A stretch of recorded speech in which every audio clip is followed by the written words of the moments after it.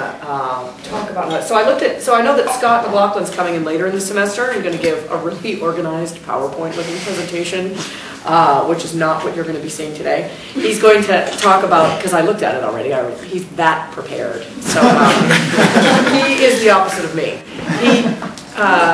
Immediately I texted him to ask what he was doing, and he just emailed back a PowerPoint presentation, which is crazy. But anyway, he will talk a little bit more about what to do at the end of your time here, and about thinking when you're sort of, getting ready to make choices about how to apply for jobs and the kind of things that go into that. So I decided, okay, good, he's handling that, so I'll talk about what you should be doing before you get there. When you're still not having to worry about dressing up or cutting your hair or being a grown-up. So first, let me tell you a little bit about my experience as a grad student, because I think things have changed quite a lot. So I was a graduate student at Florida State, and when I was there, I picked an advisor, so that could be the first thing that people have trouble doing when you're a graduate student. Once you get through the orals and the candidacies, or maybe once you get through the oral, you have to think about an advisor. You should really be thinking about an advisor before you pass the orals, but you don't have to commit to anything. It's kind of nice to have that in the back of your mind.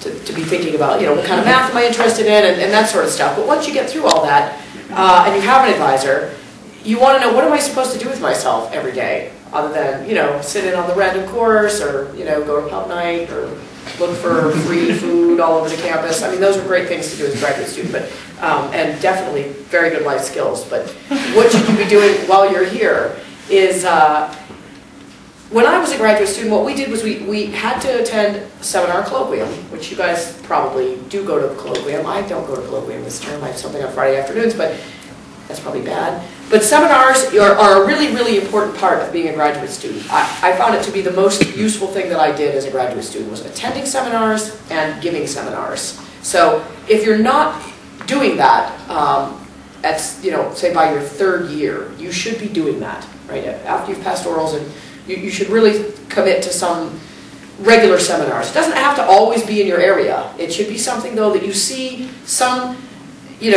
systematic presentation of material that's kind of all in one field. I think that's a really, really important thing to do when you're a graduate student. Most of them you won't understand, but there's two reasons to go. One is there's going to be that odd occasion that you do understand something, and you're going to be like, wow, I'm in the club, like I'm one of the gang. There's going to be that moment that you think, I could do this for the rest of my life. And that's a big moment to have. But the other thing is that you'll realize how not to give a talk. That's what you'll learn by going to seminars, is how not to give a math talk. You might also learn some pointers about giving good math talks, but you'll definitely learn how to not give a job talk by going to lots of seminars, because you'll see lots of bad talks by researchers. So there's those valuable lessons that you learn. But the other one is that you could actually find a thesis problem in a seminar. I found mine in a seminar. People just sort of came out, like, oh, does anybody know the answer to this question? And then 2 years later, I answered it. So that was that. It was great. That's obviously an important part, is finding something to work on. So I think here you're quite lucky. We have some really active seminars around the Boston area, but also even in our own department.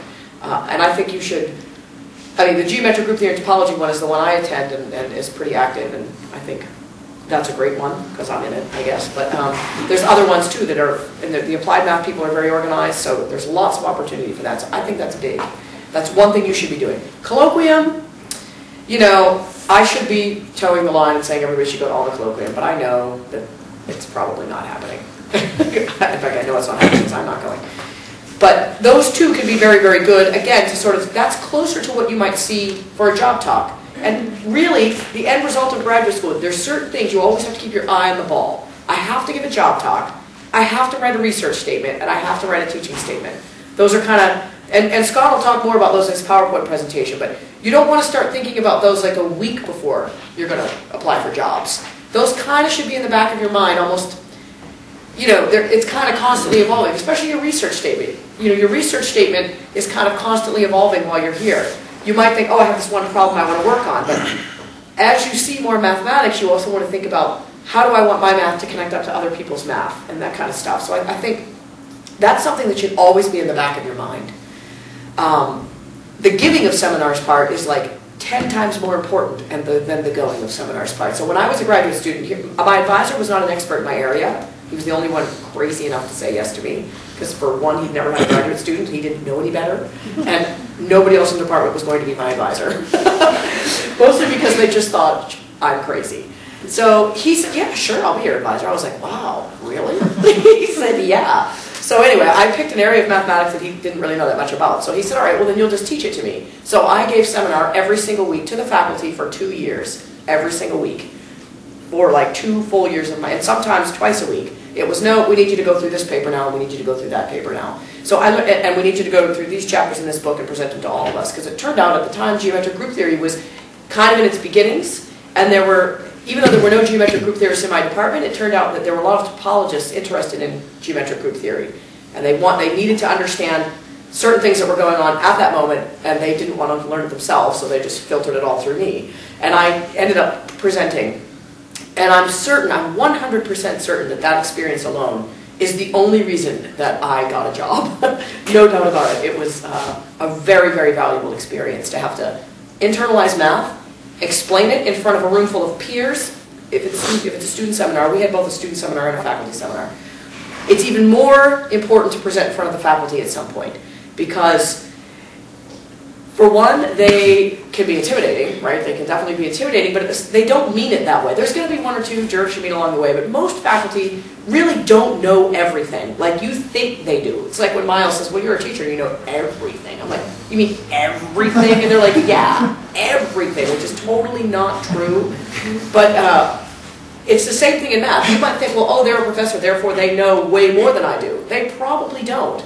About whatever it is that you sat and thought about for 3 or 4 hours really intensely, certainly nobody in the room knows it as well as you do at that moment, right? They really don't. So you have to get over that intimidation factor of being able to speak in front of people that are your, sort of are senior to you. You have to get over that. And I think graduate school is a very safe time to get over that. If you don't get over that, and the first time it happens is out in the real world, it's never a good thing. It should be happening in your department. But it also, they'll ask you questions that you can't answer, and you also have to get over that. You have to get over that, oh no, I don't know the answer, I'm supposed to know the answer, I'm supposed to know the answer to everything. You're not supposed to know the answer to everything. Nobody does. None of us do. There's plenty of times I'm giving math talks where somebody asks me something, I'm like, oh yeah, I have no idea, I don't even know why you're asking me, Or you just have to say, you know what, I don't know, I'm going to have to think about that. I'll write you an email later. And just getting comfortable with that process, because that's really what your job is in the end. Like if you want an academic job, a lot of times you're put in that position to have to say, I just don't know. Like most of the time, being a mathematician, you are in a state of, I don't know. Right? Think about that. Like how many times you sat and worked on homework sets and they're like, all right, just not getting it. Like I have no idea. So it's even worse with mathematical research. At least the homework problem, somebody's done that before. Like mentally you're thinking, if somebody else can do it, I know I can do it. But with a research problem, it's a completely different mental exercise. It's a totally different game. So I think that those 2 big things, going to seminars and giving seminars, you should be doing. Something that's now, this sort of current that I did not have as a graduate student. My advisor this is the one good thing my advisor said to me, I think. I mean, there were a few, but this was one that sticks out of my mind. He said, I think that you should walk over to the library once a week, Kim, and I think that you should just look at what papers are published. And I did it. I did it faithfully. I had a log, I had a notebook. In geometric group theory, in my area, I would just look, just random choices of, he'd give me some names of journals and say, yeah, go look at these and see what was published. So I did. And I just look at most of the time I had no idea what was in the paper. I would read the abstract, I would read the main theorem. I wouldn't read the proofs necessarily unless something caught my interest, but I just kept a log of it. And I learned a lot of mathematics that way. It was kind of a crazy exercise, but I did it. I did it at the same time every week and did that as part of my schedule. But you guys have the archive. Like, you have the archive. Like, that is the coolest thing ever. To have. You can get an email sent to you first thing in the morning with your newspaper and your coffee. If you can get an email that says, oh, here's some current stuff going on in your area right now. And you don't even have to move. You can be in your pajamas. Is it possible there are people in the room that do not know what the archive is? Oh, okay. So the archive, it's an electronic preprint server. So people, it's a double-edged sword. I think the archive is a double-edged sword. So it's an electronic preprint server. So people, anybody like myself or you, can go and post something on the archive.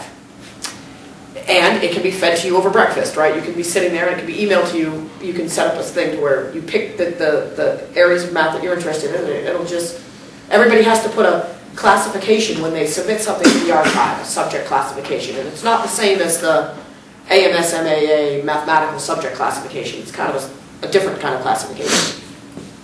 And so that's great. It means that you kind of get the most current information that's out there. The downside of it is that people, it used to be that you didn't really state your claim on a particular problem or something until you gave a talk on it. That was like your way of, all right, I gave a talk on it in a 20-minute special session. Everybody knows I'm working on this problem, and now it would just be plain rude to scoop me on it, especially if I'm a graduate student. You know, there was like etiquette. There was some sort of etiquette that people knew about. I think there's still etiquette, but I think it's really changed with the archive, that you post something on the archive. It can be completely incorrect and complete BS. But yet somehow there are some people who believe that once they've posted something, they've staked a claim. That kind of bothers me about the archive. Like there's been like issues with the archive. I think it's getting better, but I think it posed a different problem, right? Because it's something just anybody can get on there and post, and that sort of thing. Are there's comment features on it?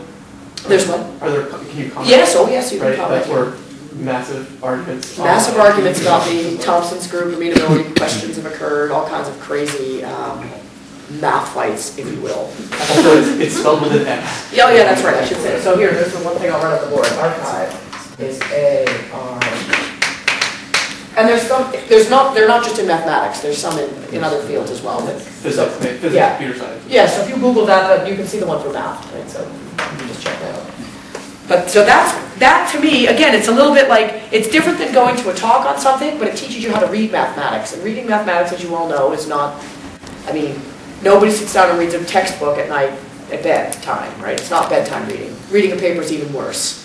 But knowing what the main results are that are coming out, you know, on the cutting edge is really, really important for you to do. And this is I think one of the easiest ways to do it is to look on the archive. So I think that's a real game changer. It's an advantage that you have that was not there when I was a graduate student. But I also think it means that there's a tiny bit more pressure on graduate students to be at a certain level that we didn't really have to be at when I was a graduate student either. I kind of think you almost have to be you kind of have to be up on things a little bit more than I did when I was a graduate student, I think. Just because there's so many opportunities for you to be going to seminars or workshops and things. And I think it's harder in some sense because of all the advantages you have. Something else that I think the graduate students should be thinking about, again, some of this has to do with, and Scott talks about this in his PowerPoint presentation, is what your goals are. You should, again, you don't have to commit to some life plan right now, but what your goals are as far as, you know, why am I getting a PhD? Am I getting it to just avoid life for 6 or 7 years and, you know, not have to wear nice clothes? I mean, that's to me is actually a pretty good reason to get a PhD. I did it. I thought it was great. But I think a horrible reason to get a law degree. Yes, it's a really good reason to get a PhD. You know, but I mean, if you think about the kind of job you want after the fact, I mean, there are many different options that you could get. If you want to go research career, you know, or versus maybe you want a teaching job, or maybe you want to work in industry. You know, all of that stuff plays into how you should be. Again, you don't have to commit to one of them right off the bat, but as it gets closer to that time, you need to make different decisions about what you're doing in your program, right? And I think our department's small enough, and we have people that know enough about all three of those options that I just mentioned, for you to get the right information. You should ask people, well, you know, if I'm really thinking about a teaching job, I should be thinking about, I'm in a place like Tufts. They have a good teaching reputation. I should take advantage of that as a graduate student. I should do the gift program if I can. I should try to teach a variety of classes that I think will make me look better on the job market. If that's your goal, then you should be doing that, and you will have that. You can have that opportunity here. You just have to let somebody know it. We're not going to pick you to teach some array of classes if we don't know that that's your goal. And if it's not your goal, then you shouldn't be wasting your time on it either. If you know that, no, I want to do a research job, nobody will care whether you've taught, you know, 6 or 7 different classes here as a graduate student. Nobody's going to care about that if you're going for a research postdoc. They're going to want to know that you didn't shoot anybody in the classroom, or like, you know, that you were basically able to communicate what a derivative is to somebody. That's it. That's all they really care about if you're going that route. In industry jobs, you know, I know nothing about them, but I'm sure there are people in the department that know about getting industry jobs. So I think that's an important consideration To start thinking about earlier than you think, right? Earlier than you think. Another big thing is that's different from when I was a graduate student is what to do over the summer here, right? So when I was a graduate student, we got funded over the summers. We all taught most of us taught over the summer, and we got funding. It's getting a little bit better here about the teaching thing. I think we sort of fixed that problem, that you can teach over the summer if the planets line up and get some funding over the summer. But the most important thing is to try to stay active over the summer. You can't take 3 months off from this job. I mean, from the job of writing a dissertation and getting out of here. You really need to be actively doing something mathematical. You guys have already been really good about it, about finding out about the workshops, and none of those things existed when I was a graduate student. You didn't get to go to graduate student workshops where you got to hear experts in the field try to bring their math down to your level. I mean, these are great. A lot of these workshops are totally awesome. We didn't really have anything like that when I was a graduate student, so those are ones to take full advantage of. I think most of you have probably heard about some of them throughout the year we have to nominate or get nominated or letters of recommendation. All of our faculty here are totally gung-ho about students doing stuff like that, so you should never have trouble applying for one of those. Again, you just have to ask somebody. We're not going to think of it for you. You have to be very proactive as a graduate student, advisor or whatever. So I think that's a really good opportunity, are those workshops. And then I guess there was something else I had on my list. Oh, writing a paper. So that was a big one. So I think nowadays, again, if you're thinking about I want to go sort of the research route, if I want to get a research postdoc, it's helpful if you can try to write a paper before you leave graduate school. I think, again, there's a difference between pure and applied. There's a big difference between pure and applied in that respect, about what it means to write a paper, how do I write a paper, where do I submit my papers. All of those things are different for different fields of mathematics, for sure, but certainly there's a huge difference between pure and applied. One very big difference is that applied students, it's totally okay for an applied student to write a paper with their advisor. It makes perfect sense. In fact, there's usually several authors, or maybe it's just you and your advisor, and that's completely acceptable and, in fact, expected, because you're probably on your advisor's grant, or it's a totally different bag. In pure mathematics, it's almost ridiculously unacceptable to write a paper with your advisor when you're a graduate student.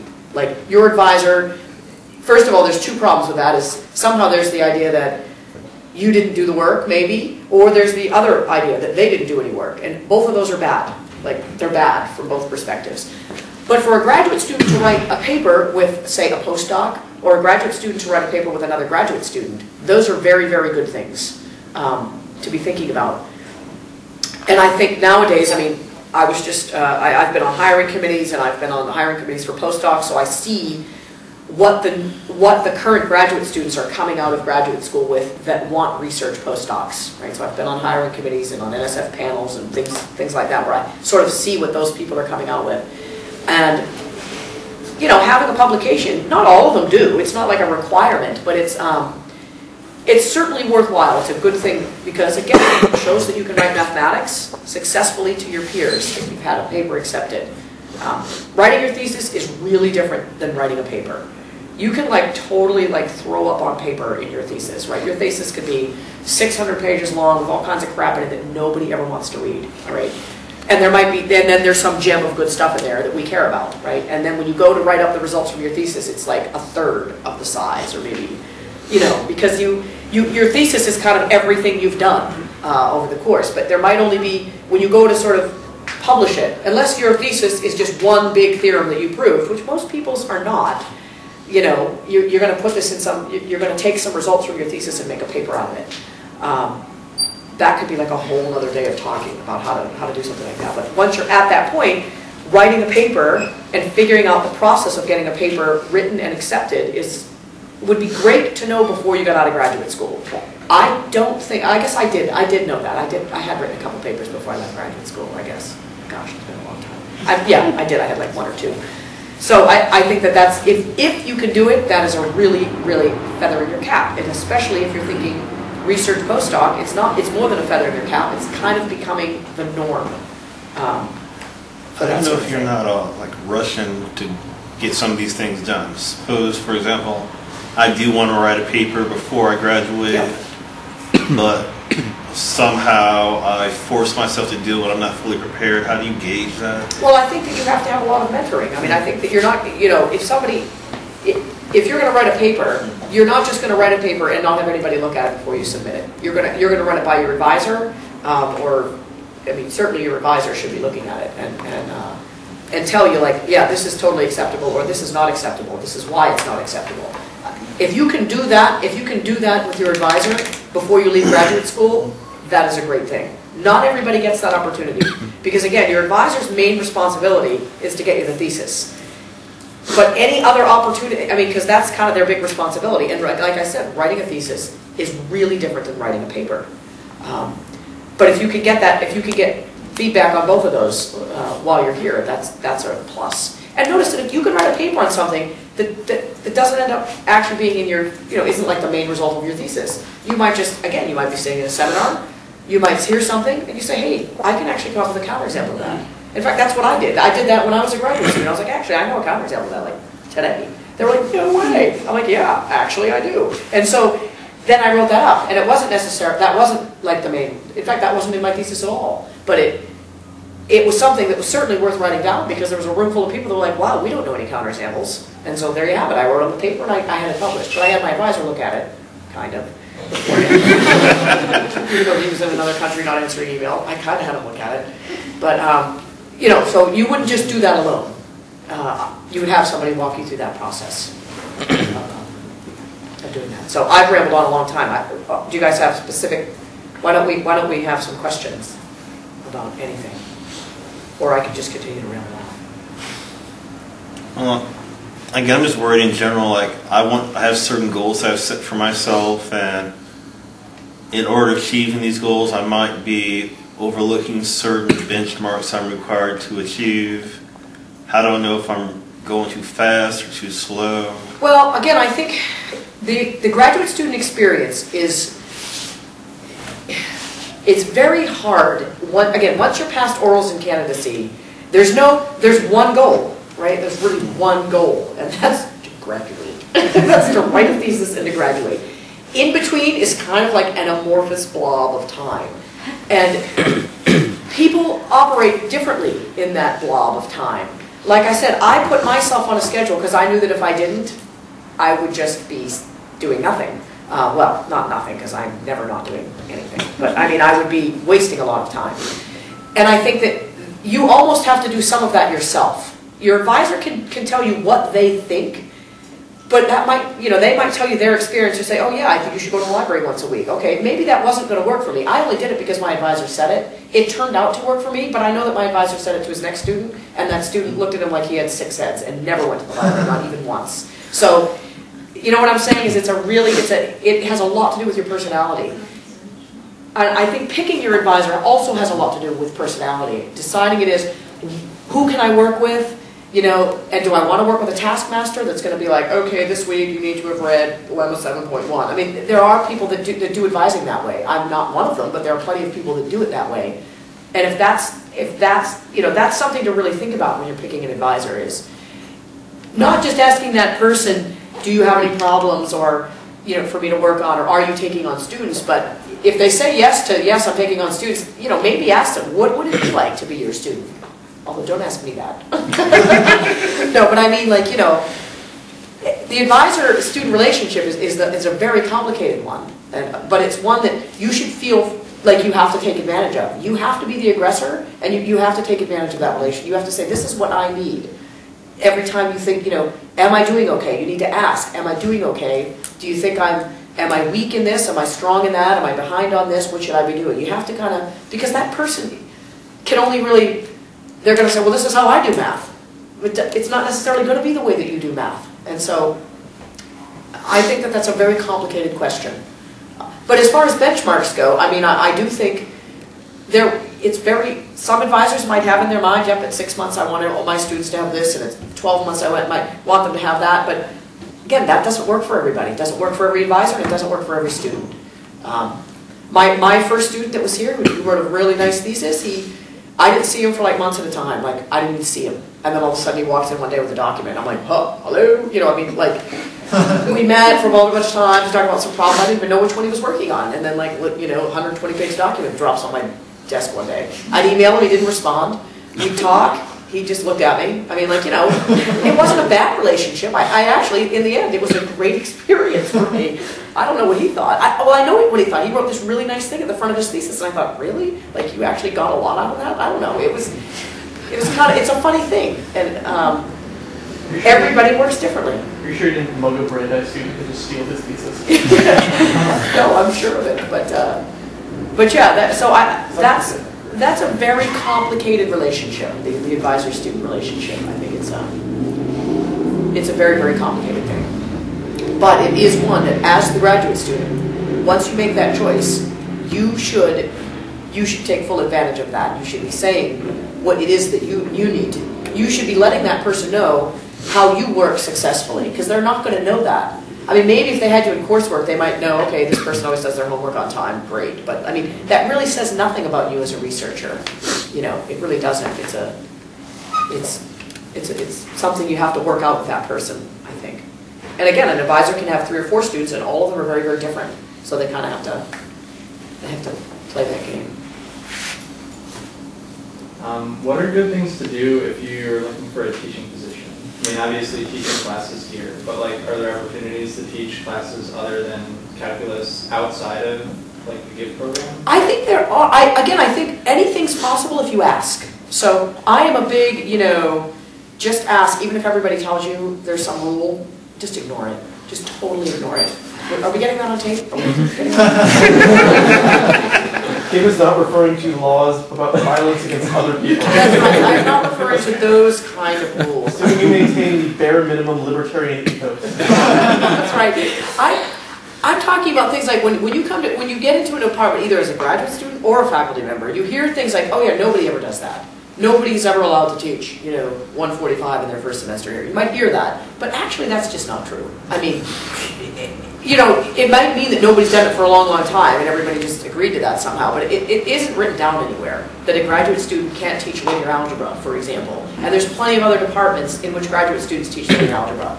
And if I had a graduate student that came to me and said, I'm looking for a teaching job, and what I would like to really do is teach linear algebra, then I would go straight to the department chair and say, can we fit in a graduate student teaching linear algebra as long as we have a decent mentor for that person that semester? And my guess is the department chair would say, I don't see why not. Nobody else is jumping up and down to teach it. We'd probably be happy to have to teach it. So I think, you know, because part of the responsibility of the department for the graduate program is to place people in jobs that they want to be in. That's our final response. That's, in some sense, that is the biggest and most final responsibility that we like to not think about because it scares us, but we have to think about it.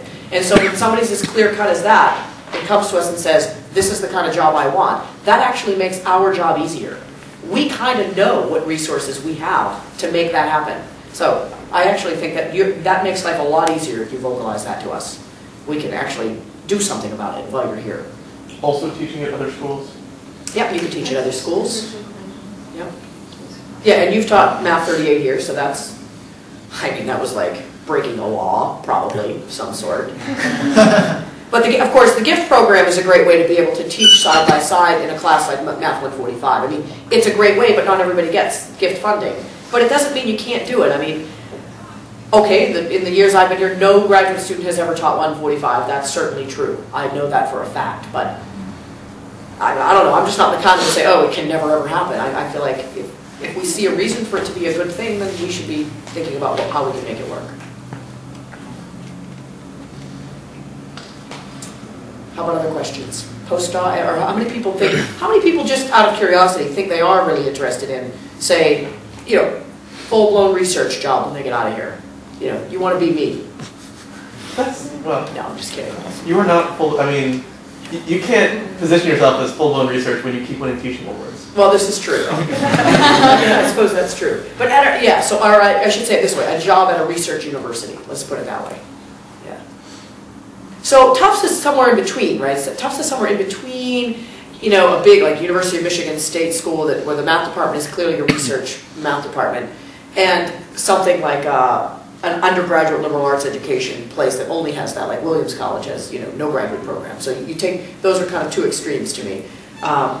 Tufts is somewhere in the middle. All of our faculty is research active. We're expected at tenure time and promotion time to have a serious scholarly output, and we're treated like research active faculty, and we are expected to do that. All tenure track faculty. All tenure track faculty, yeah. And so the only people that really aren't are the people that are sort of like Mary and Gail. Our postdocs are expected to, are visiting, whatever they're called now, visiting 3-year assistant professors, what I call postdocs, are, they're expected, their priority should be research. But again, we sort of treat them a little bit like graduate students in that if they come here as a postdoc and they say, you know what, actually I'm really looking for a job like this or something where I need to have a little bit of teaching profile, we allow them that. And if they say, no, I have no desire, then I just want to teach Math 13 the whole time I'm here, we let them do that. So I feel the same way about the graduate students. We should listen to what their needs are now. Yeah, so it looked like a lot of people weren't like enthusiastically raising their hands. I think if you listed all options, you would have the majority of people not raising their hands for anything. Oh yeah, because so do you think it is that you just don't know? So changing from one venue to another over the course of, say, 30 years. Yeah. So myself change from one thing to another over the course of, say, 30 minutes. Yeah. Yeah, well, it's a hard decision to make. I don't expect that people have that decision in hand when they get here, or even in your 3rd or 4th year here. I mean, it's it's a big decision. Right? And plus, not to mention, once you get into the job market, the whole thing could be predetermined. I would like a job where someone will hire me for a job. That's right. I would like a job where there's a paycheck. That's what. But anyway, I mean, so I really think is your main job here as a graduate student is to think about math. It's the only time you're really ever going to have. Yeah, where you really don't have any other responsibility. I know your lives feel busy. Don't get me wrong. I'm sure there's a lot of other things on your plate that where you say, oh yeah, okay, I can fit in some math because I have this, that, or the other going on. But once you get into a job like this one, I mean, the amount of time that you actually have to think about math, well, unless you're like me and you just never sleep, is very, very small because there's committee work and there's teaching and there's students and there's there's a lot of things that tug at you. But so this is kind of a unique time. I mean, what I remember about graduate school is that somehow I had time to have an air hockey tournament every Friday afternoon, and that did seem like a really big priority to me, to drive to Tallahassee Airport every Friday and have the air hockey tournament in the airport lobby, because it was the only air hockey table around. It seemed really big. But what it really was the only release I actually had from thinking about math. I thought about math all the rest of the time, and then I had my air hockey tournament on Friday, and it was really intense and competitive. It was crazy. And those things are important. It is important to get away from math as well, because you don't want to get burned out either. I mean, there's some balance you have to find that's doable, that you can feel like you're productive and moving along in your studies, but also taking advantage of the fact that this is a time in your life that's like no other. Like you'll look back on it, I know that sounds like a parent, I am a parent, but you will look back on it and be like, oh my God, I had like the coolest life back then, that I could get that excited about pizza and beer. Like that. Free pizza with some beer is like the highlight of it all. I think that's, it's a time, it is, but it's also a very serious time that you have to, that there's a goal without a lot of scheduling in between. It makes it very difficult. Being a PhD student is difficult because it requires a lot of self-discipline. A lot of, you can procrastinate, you can, on any given day, you could say, I'm not going to do any of that, right? I mean, you could just say, I'm not going to do any of that. I'm going to play video games all day, or whatever it is. And you could do that for many, many days during your PhD years, and still write a thesis. That's the amazing part about it. But there will have to be some days that are spent intensely thinking about math and intensely writing mathematics. And it's not every day of 4 or 5 years. That's the weird part about it. Some people like to do it a little bit at a time. I'm going to do 30 minutes a day for 4 years. And some people are like, I'm going to do nothing for 3.5 years. For 6 months, I'm going to be in a nut job. That's everything in between. That's what happens. I mean, I've seen the full gamut of those extremes. Don't stare at Andy when you say that. I've seen the full gamut of those students in this room. No, I'm kidding. Yeah, so I think, but I do think there are certain things that you should be doing that are minimum to keep your foot in it, and then figure out what works for you. I think going to a regularly scheduled seminar, huge. I think trying to find an opportunity to talk about mathematics in an environment you feel safe doing it, whether it's one-on-one with your advisor, whether it's in a student seminar, or whether it's in a faculty seminar. All three would be great to have those experiences. And then definitely the archive. I think just reading mathematical papers and seeing how other people write, because nobody ever teaches you how to write mathematics, right? Nobody ever teaches you how. Even when you write homework sets in your class, all you get is, here's what you did wrong. Nobody says, this is the perfect solution. This is how everybody's solution should look.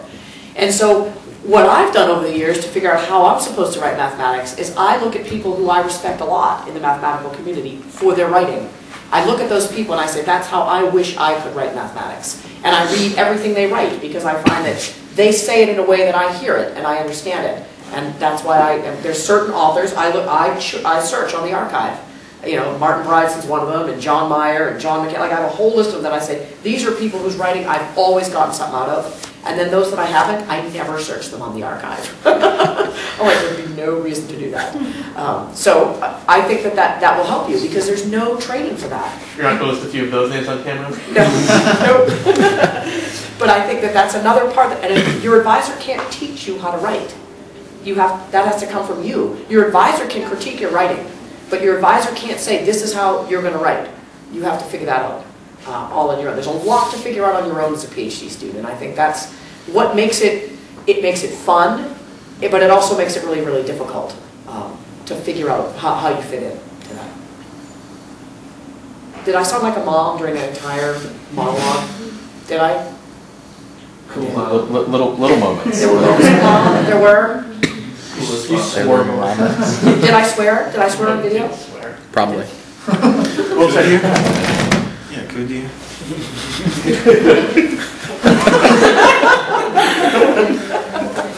Have you ever just wanted to do that in front of a camera? I need to go back to my original plan this semester of cutting up all the videos you made with Caroline at 4-Point Institute and like remaking a Kim video of doing something else. That would be awesome. That would be great. Well, you could have that I just had right here. You could put that. I already have it. Yeah. Are there other questions people want to? What are the major journals in your field, and what are the ones that you Yeah, read this is regularly? a good question about if you decide to write a paper. So there's certain journals that are the highest standard of sort of any mathematics, right? So like Invenciones and the Annals of Mathematics. Those are like the two. In our department, I think maybe we have one person that's published in the Annals, for example. And Invenciones maybe is some people might put it slightly lower, but those are like the the cream of the crop. What is Invenciones? Invenciones is just another journal that It's a French journal, or probably a French journal. I think it is a French journal. But if you go look up like the current, the current volume right now, you'll recognize all the famous names. I can remember once looking up when Andrew Weil's thing came out. I can remember looking just for laughs. I looked at his CV just for fun, right? It's like you could go look it up. And so here. There was me looking at a CV, and then there's some random dean looking at a CV, right, that is not a mathematician, who's going to say, oh my gosh, over the course of 30 years, this guy's only published like 12 papers, right? Or what? It was not 12, but it was a small number. But every single one of them was in the Annals. I mean, hello, like you can work your whole day. Most mathematicians don't ever get a paper. I think every single one of his was in the Annals. Like it was just craziness like that. So there are those. Those are like the cream of the crop. But most people aren't going to publish in those ever. But so, for example, in geometric group theory, there's a certain range of journals in there that you can look at. So there's a fairly new one called Groups, Geometry, and Dynamics, and that's kind of right now one of the. There's that one, and then what's the algebra? What's it called?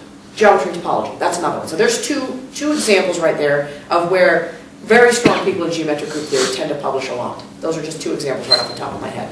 Geometry and topology has kind of a sister journal that's called. It has the word algebra in it, I just can't remember it off the top of my head.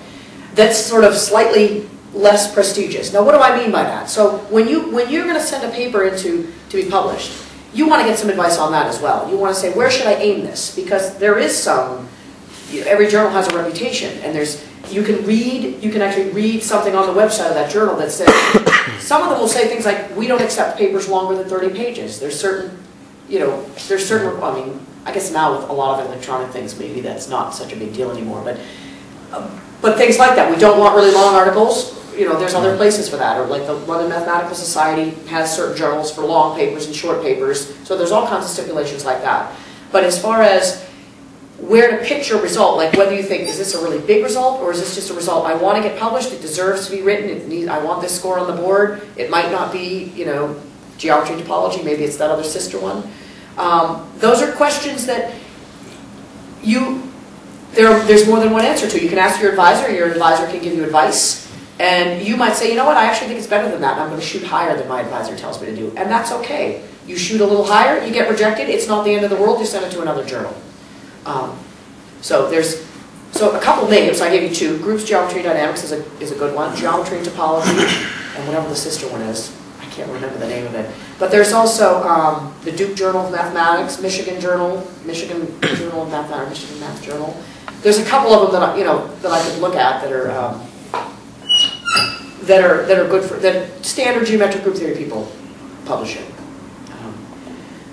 And again, figuring out where to send your results is a whole process that you make some mistakes, but you can't worry about a paper getting rejected because that's okay. It's probably better to aim high than it is to aim low.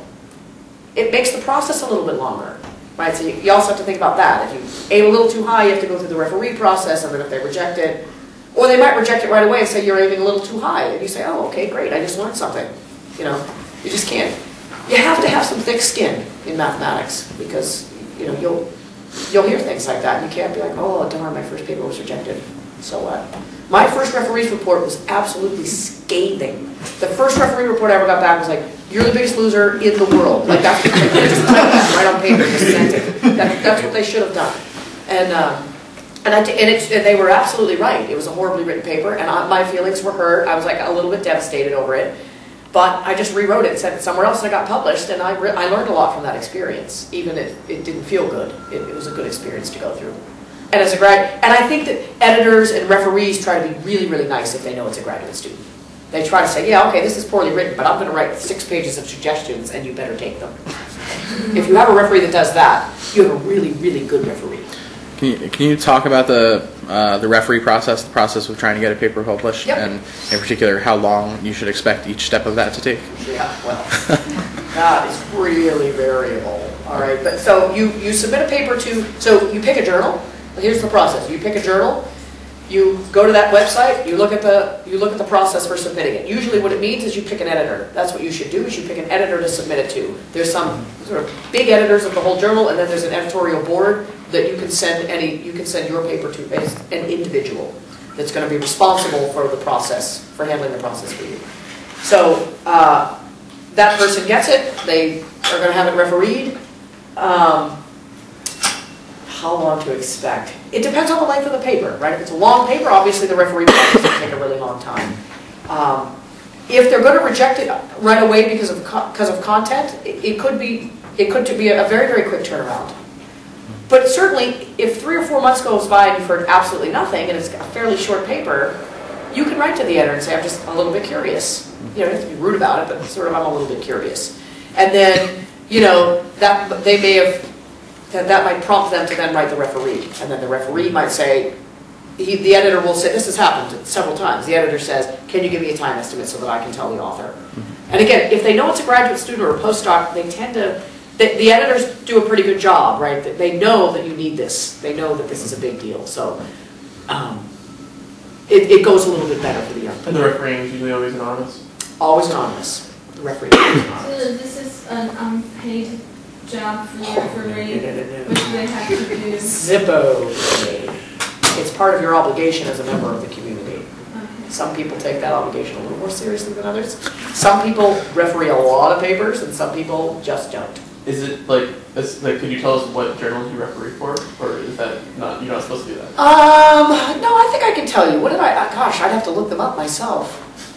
I just did not that long ago, I probably shouldn't say too much about that. Let's see, what was the one I just did? Oh, the Journal of Differential Geometry, which is a great journal, by the way.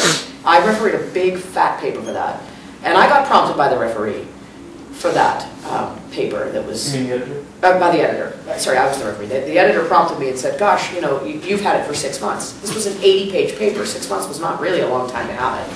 And I said, yeah, well, it was poorly written. And so when I sent it back with 15 text pages of comments, the editor said, I am sorry, I will never prompt you again, ever. Good job, ever. So there's one. I just did that one not that long ago. Is the anonymous portion, isn't it to protect the referee? Yes, it is. So, I mean, shouldn't it not be a faux pas for the referee to remove their own anonymity in particular cases? Or is that still looked down upon? It's not, yeah, it's not good. I mean, I'm not saying it doesn't happen. So, in fact, I had a paper, I submitted a paper once, and there was a mistake in this paper. And I was at a conference, and a person came up to me who I knew was the referee after this conversation, but he never said, hey, guess what, I'm refereeing your paper. But he said enough to let me know he was the referee of the paper, and gave me a very kind comment about the mistake. And I fixed it, even before his referee's report came out, because he sort of told it to me verbally. So things like that can happen if the real problem is when people are not well behaved, right? There's a process there for always for the people that are not well behaved, right? If people are well behaved, you wouldn't need all that structure. But there are people that are not well behaved in mathematics and everywhere in the whole world. So it's there for that reason. And I think it's better to just I definitely agree with the idea that it's anonymous. But yeah, so I mean, the length of time also depends on the journal. You can even ask the editor when you submit it. You can say, do you have any idea about, what's the traditional waiting period that you take? Because some editors will really be on their referees and some won't. Some will say, I don't know, I have no idea, And the length of the paper affects that, but also whether it's an electronic journal. If it's an electronic journal, things go very, very quick, much quicker if it's an electronic journal. Of those major ones you listed, do you know if any of them are open access or partially? I'm not sure. I'm not sure about that. The refereeing process, though, itself, so you can get, the paper gets refereed, it gets sent back to you with comments and suggestions. Some of them are comments of the form of, this paper definitely cannot get published unless they make these changes. Some of them are just cosmetic. Some of them, the editor might even say, actually, I don't care if you do any of those things. Then it becomes a relationship between you and the editor for a little while. It might have to go back to the referee if there's significant changes. So those kinds of things can affect the length of time. But if it's just a one and done, it's great when it works out that way. Do you get the paper as a PDF, or do you get the text files usually? Or You submit the paper, again, for electronic journals, you tend to submit them as a text file. But is it faux pas to edit the authors, for the reviewer to directly edit the author's source? Oh, yeah. The referee will not get the text file. Okay. Yeah, no, the referee won't get the text file. The referee will get, everybody gets a PDF. Okay. Yeah, you won't get a text file. Only at the final state when you're ready to submit it to the electronic journal after all changes. If I'm a referee, I'm giving someone 15 pages of comma comments. Yeah, right. There's a few steps in there, but that's the major one is the refereeing and getting it back and making the changes and sending it back. And then there have to be proofs and you have to read some final version. There's a few little steps in there, signing copyright papers and all those things. But yeah, it's a long process. It definitely is, there's a part, especially if it goes a really long time and you stop thinking about that project and you're onto something else, and then you all of a sudden get back this referee's report that says you've got to make significant changes. It's like you have to go back in time and remember why you wrote this paper in the first place. And like, what was I thinking, That's but it's such a great feeling when they write back, it's accepted. You're like, woohoo! Great. How much control of your paper do you give up by having it published? Like, presumably, if you get it published in a journal or something, you can't then put a free copy available on your website. Oh, sure you can. Oh, you can? Yeah.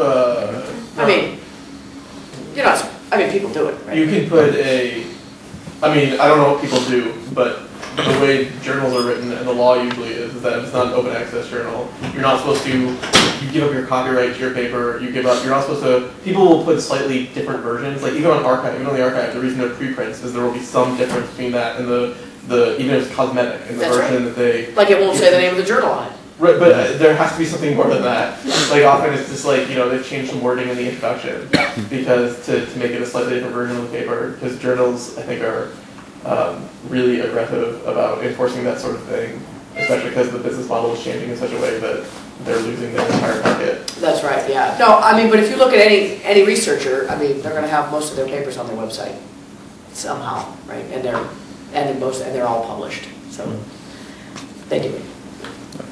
Probably, death penalty in the background somewhere from some publisher, but they do it anyway. At least you're not on video saying that. Exactly. I'm not on video saying that. Yeah, speaking of copyright, where is that video going? YouTube. But that's definitely, if you can get through that process one time before you leave graduate school, it's a good process to get through. Writing a paper. I think we asked you this last time you were here. Well, first of all, are you taking graduate students? Yes. Okay. And what's your favorite math book today? Today, my favorite math book today. What did I say last time? Did I say Bryson Hopwicker? I'm sure I did. Probably, but I can't remember. We'll check the tape. I think, I bet I said either that one or Max Stain's papers, the translated papers of Max Stain. Those are always my two favorite. That's a beautiful book. Today, did you say my favorite book or my favorite math book? We said math. Favorite math book. Wait, what's your favorite non-math book? Feel free to answer that as well. Oh, gosh. I can't remember. I mean, I just can't think of any of those that I have. I do like the word processing in Group's book. That's my favorite one today, because it has purple on the cover. It's like picking a wine by looking at the label. The word processing in Group's book has a really cool cover. And some great math in it. I love that. Or Mike Davis's book. I like his book a lot. Even though The Coxeter Groups? yeah. I was going to say something on tape that I don't want to say on tape. Especially if Mike Davis is happy. No, I'm just kidding. Any other questions? Let's thank Kim.